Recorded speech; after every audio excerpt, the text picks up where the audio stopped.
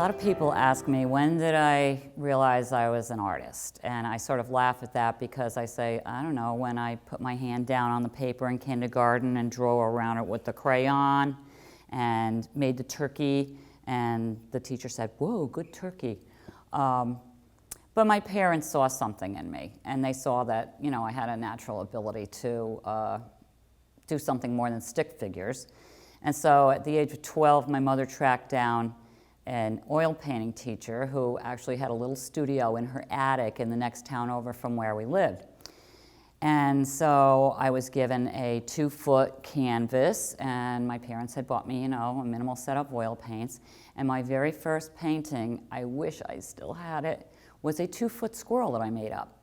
So it had the puffy tail, and it was eating a nut, and it was like this big. So that's pretty much I followed that path.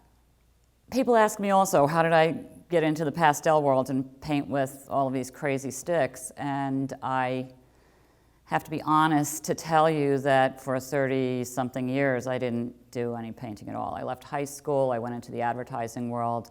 I went up the ladder there. I became a creative director. I went off on my own. I had my own business since 1986, and then in 2007, everything was going to crash.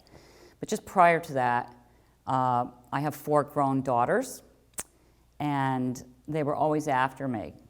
Ma, you got to go back to paint. Ma, you're an artist. Why aren't you painting? Ma, well, when you're putting in a 12-hour day, writing copy, doing layouts, and things of this nature, and then you come home, all I wanted to do was have a glass of wine and put my feet up.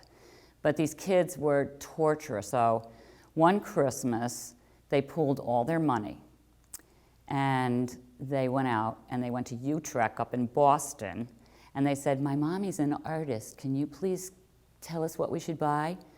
They bought me an entire set of oil paints, the box to hold it in, all the brushes, an entire set of watercolors, because I used to be a watercolor artist when I was a kid, and the watercolor blocks, canvases in all different sizes, an easel.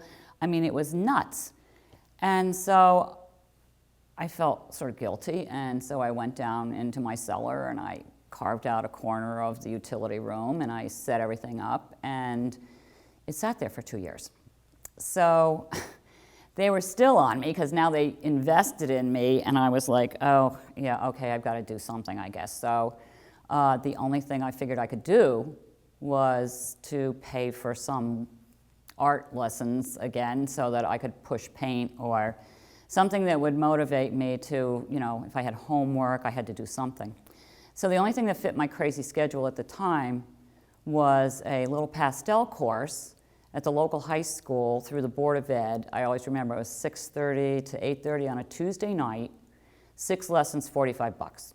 Okay, I've never touched a pastel in my life.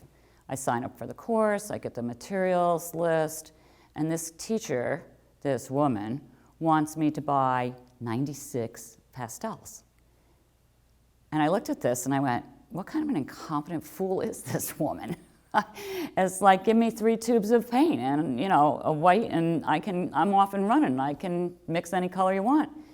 So I'm incensed. I'm like, I have to spend this money? I mean, are you kidding me? So I get to the class, and I'm ready to really dress her down. I was like so mad.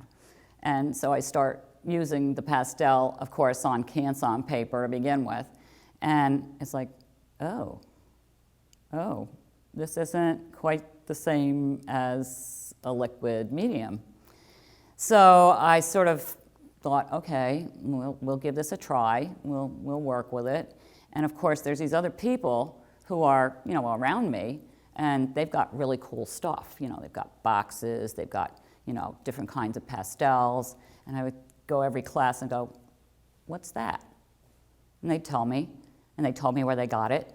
So I would go online, and I would order it, and the next thing I knew, I wound up with like 15,000 pastels. I have hordes of pastels. We have Pastels Anonymous in my groups that we paint with, and we have to admit what we spent our money on this week because we're always buying pastels. So that's the story as to how I got into it. I just loved the medium. It was, It was basically something that was very easy for me to deal with, and I could just cover it up and leave it. As long as I covered it, the cats couldn't get into them, didn't have to wash brushes, and collected everything from pencils to square sticks, round sticks, everything that I could possibly find. I'm a pastel junkie, I admit it. For some strange reason, a lot of beginning painters believe that people who do this for a living or have painted for a while don't make mistakes. And one of my missions as a teacher was to assure them that, believe me, we screw up. We screw up a lot sometimes. And that's one of the reasons I work on the board that I do, because I can wash it off. But some of the more horrendous mistakes that I've made in painting over the years, I have a flat file in my studio, and I have one drawer where I save all of the really bad things that I've painted. And my favorite is, we call it the drawer of shame, and my favorite item in it is still the painting that I did with Rhoda Yanow's workshop down in PSA years ago. And we had a beautiful model, and I'm painting, and it's like, whoa, this is looking really good. I'm really proud of myself. The teacher's gonna love it, you know? So I bring it home, and I'm thinking it's so good that I never took a photograph. I never took any notes down on it. I never did anything. I didn't have a sketch, anything, and I put it away. And about a week later, I take it out of the glassine, and I look at it, and it's the incredible shrinking head woman, because the head was only 3/4 the size that it should be on that size of a body, and I have no way to go back and fix it now. So I save it as one of my favorite drawer of shame pieces. So it makes whenever anybody is getting crazy because they're making mistakes, I say, come here, I'll show you, and it makes them feel better. That's all. Yeah, one of the things that people like to find out about me is why I chose to paint night scenes, and I got really hooked on nocturnal paintings. And it was accidental. I mean, I keep talking about happy accidents, and my daughters were working, two of my daughters were working in a restaurant one night, and we went to dinner, and it had rained while we were inside. And I had my camera with me because I don't know what I was doing with the camera at that point, something with the ad agency. And I came out, and everything was just glistening. I mean, and the lights were reflecting on cars. And so I ran across the street in the rain, sheltering my camera, found a canopy, and stood there and took just a couple of pictures of the restaurant, which was yellow. And it had these really cool overhead lights. And I had actually done the logo for their sign, so I figured, yeah, okay, well, I'll paint that.